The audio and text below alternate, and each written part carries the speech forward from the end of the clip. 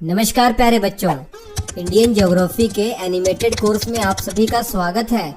Lecture number 2 आज होगा और आज एक नए चैप्टर की हम शुरुआत करने वाले हैं। भारत के पड़ोसी देश और हमारी जो स्थलीय सीमा है। सबसे पहले मेरे प्यारे बच्चों इस मैप को देखिए।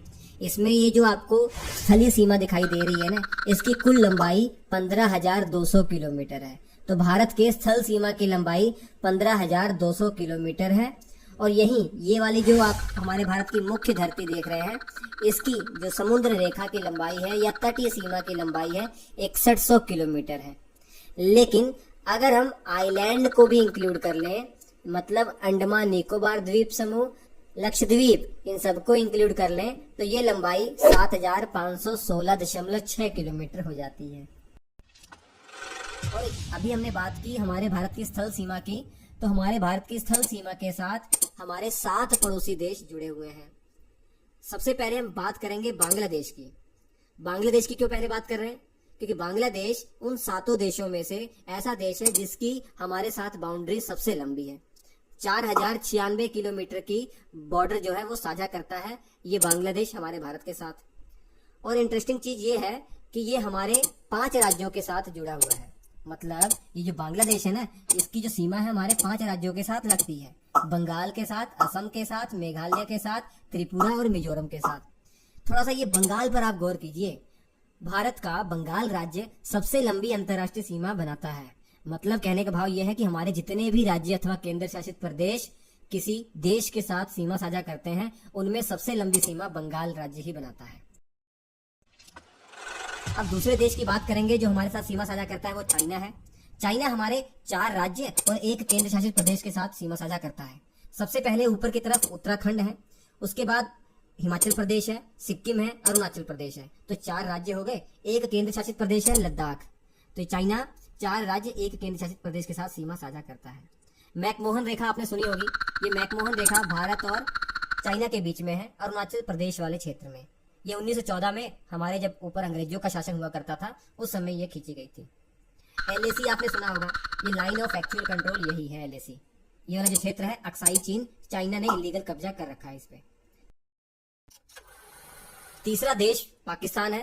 पाकिस्तान की सीमा हमारे भारत के साथ 3323 किलोमीटर है।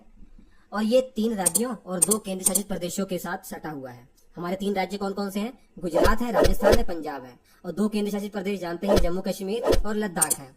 याद रखिए, जो 3 राज्य है ना, गुजरात, राजस्थान, पंजाब, इसमें से राजस्थान की जो सीमा है सबसे लंबी है पाकिस्तान के साथ जो जुड़ी हुई है। रेड क्लिफ रेखा 1947 में भारत और पाकिस्तान के बीच में खींची गई थी। हालांकि उस समय भारत और पाकिस्तान के बीच में खींची गई थी। पाकिस्तान उस समय 2 हिस्सों में बटा हुआ था। एक पूर्वी पाकिस्तान था, एक पश्चिमी पाकिस्तान था। पूर्वी पाकिस्तान आज बांग्लादेश के नाम से जाना जाता है। आप जानते हैं 1971 में वो फ्री हो गया।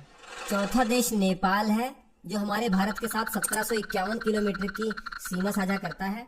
और ये हमारे भारत के 5 राज्यों के साथ सीमा साझा करता है। उत्तराखंड, उत्तर प्रदेश, बिहार, पश्चिम बंगाल और सिक्किम। 5वां देश म्यांमार है, जो हमारे भारत के साथ 1643 किलोमीटर की जो सीमा साझा करता है। और ये भारत के 4 राज्यों के साथ जुड़ा हुआ है, अरुणाचल प्रदेश, नागालैंड, मणिपुर और मिजोरम। देश भूटान है, जो हमारे भारत के साथ 699 किलोमीटर की सीमा साझा करता है।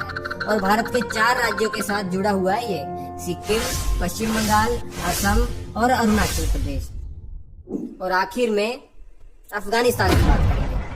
अफगानिस्तान भारत के केवल लद्दाख के साथ जुड़ा हुआ है। और ये इलाका अब पाकिस्तान ऑक्यूपाइड कश्मीर वाला इलाका है। मतलब पाकिस्तान ने इस पर इलीगल कब्जा कर रखा है। और मात्र इसकी लंबाई 106 किलोमीटर है।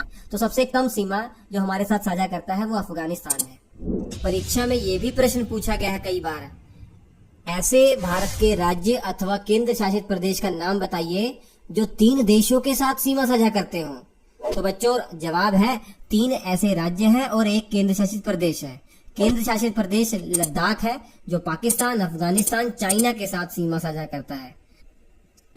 और 3 राज्यों में पहला सिक्किम है, जो चाइना के साथ, नेपाल के साथ, भूटान के साथ सीमा साझा करता है। और दूसरा राज्य अरुणाचल प्रदेश है, जो भूटान के साथ, चाइना के साथ, म्यांमार के साथ सीमा साझा करता है। और तीसरा राज्य पश्चिम बंगाल है, जो नेपाल के साथ, भूटान के साथ और बांग्लादेश के साथ सीमा साझा करता है। और ऐसे ही एक बहुत इंपॉर्टेंट फैक्ट ये भी है कि भारत में कुल कितने राज्य हैं जो लैंडलॉक हैं, अर्थात वो राज्य कौन कौन से हैं जो ना समुद्र के साथ सीमा साझा कर रहे हैं, इवन मैं आपको बता दूं वो किसी विदेशी शक्ति के साथ भी सीमा साझा नहीं कर रहे हैं, मतलब वो अंतरराष्ट्रीय सीमा बनाते ही नहीं।